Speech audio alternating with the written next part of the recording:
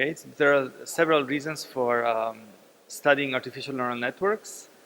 Um, One of the reasons is basic research. So if you study how artificial neural networks compute, hopefully you get a better understanding of how real neural networks in real brains compute.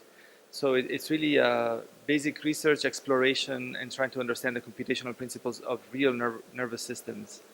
The other is that these neural networks actually offer promising advantages over machine learning solutions, both in terms of the algorithms and the software architectures that they have been implemented with, and also in terms of the potential hardware architectures that can be used to implement them. The hardware can be much more power efficient and compact compared to GPUs and CPUs.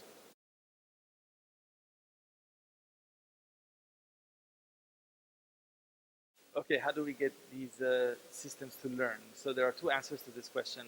On one hand, we have to understand how real nervous systems learn. And it's not just a matter of changing synaptic weights.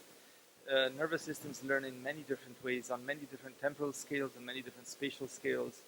They learn by changing the thickness of the axon, the length of the axon, the time constants, the delays.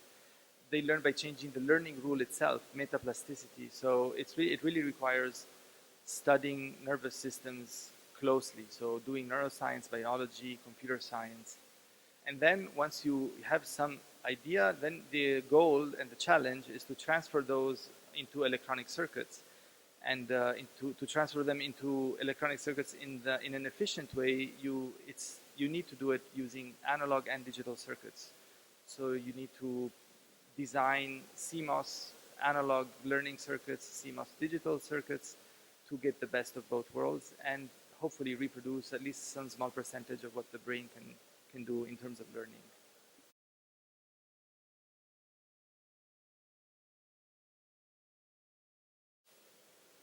Technical challenges, there are many at different levels. As I said, one is really electronic engineering, electrical engineering, microelectronics, doing learning circuits and neural processing circuits with CMOS in a way that is low power. And there are many technical challenges there, especially when one tries to use more advanced processes.